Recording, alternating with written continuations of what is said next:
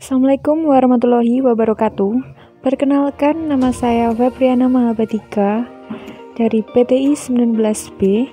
Di sini saya akan menjelaskan tentang pemodelan dasar logika fusi.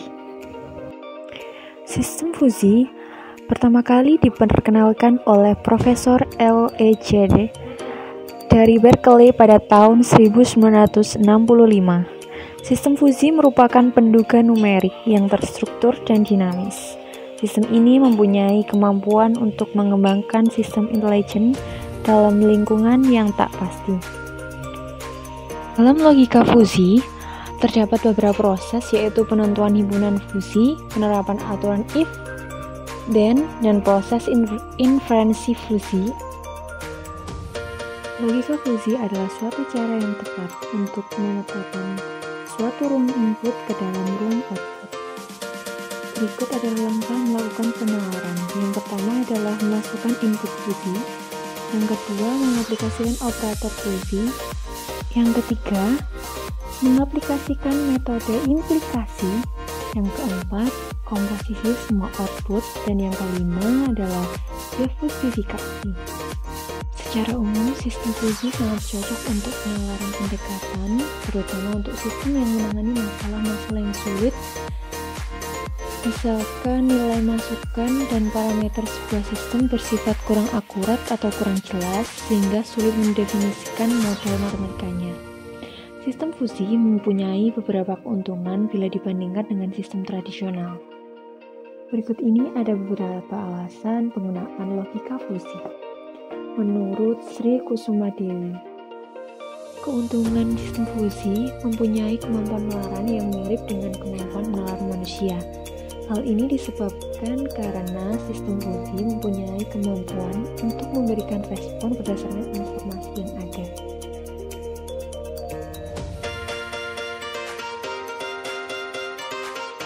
Ada 3 metode untuk mempresentasikan hasil logika fusi, yaitu metode Tsukamoto, Sugeno, dan Mamdani.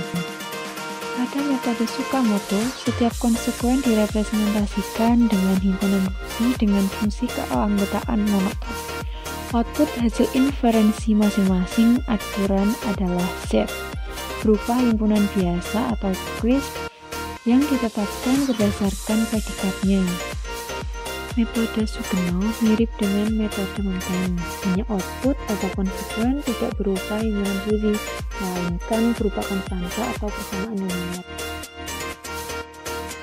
Ada 2 model dalam metode Sugeno, yaitu model fusi Sugeno orde 0 dan model fusi Sugeno orde baru. Berikut adalah bentuk umum dari metode Sugeno orde 0. Pada metode Mamdani, aplikasi fungsi implikasi menggunakan min, sedang komposisi aturan menggunakan metode max. Metode Mamdani dikenal juga dengan metode max-min. Inferensi output yang dihasilkan berupa bilangan fusi, maka harus ditentukan suatu nilai crisp tertentu sebagai output. Proses ini dikenal dengan defusifikasi. Ada beberapa tahapan untuk mendapatkan output, yaitu pembentukan himpunan fusi. Pada metode Mamdani, baik variabel input maupun variabel output dibagi menjadi satu atau lebih himpunan fusi. Yang kedua, aplikasi fungsi implikasi. Pada metode Mamdani, fungsi implikasi yang digunakan adalah min. Yang ketiga, komposisi aturan. Tidak seperti penalaran monoton. Apabila sistem terdiri dari beberapa aturan, maka inferensi diperoleh dari kumpulan dan korelasi antar aturan.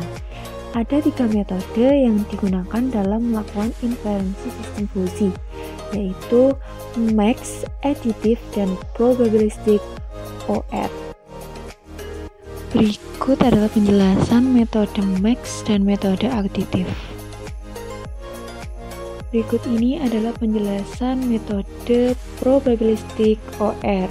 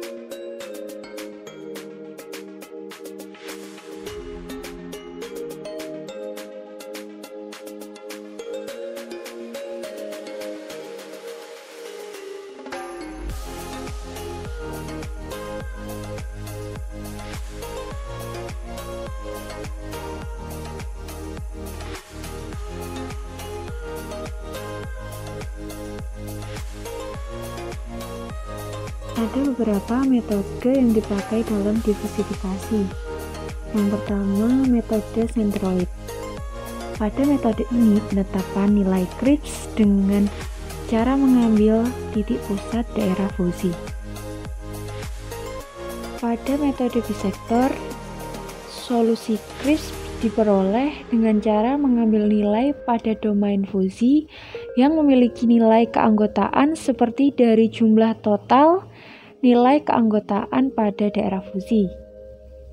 Yang ketiga, metode means of maximum atau MOM. Pada metode ini, solusi Kripps diperoleh dengan cara mengambil nilai rata-rata yang domainnya memiliki nilai anggota maksimum. Yang keempat, metode largest of maximum atau LOM. Pada metode ini, solusi Kripps diperoleh dengan cara mengambil nilai terbesar dari domain yang memiliki nilai keanggotaan maksimum. Yang kelima, metode smallest of maximum atau SOM. Solusi Kripps diperoleh dengan cara mengambil nilai terkecil dari domain yang memiliki nilai keanggotaan maksimum.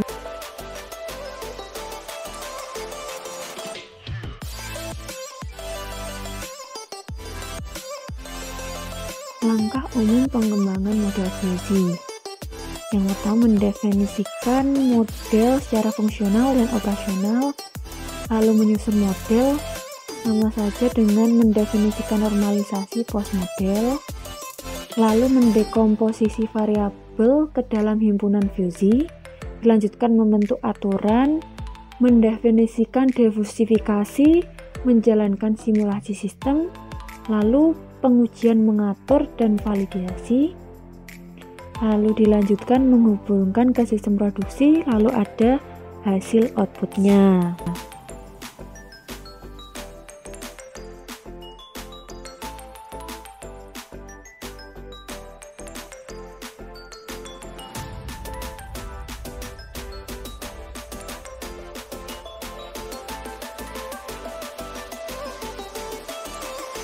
Sekian presentasi dari saya, mohon maaf jika ada kurang lebihnya.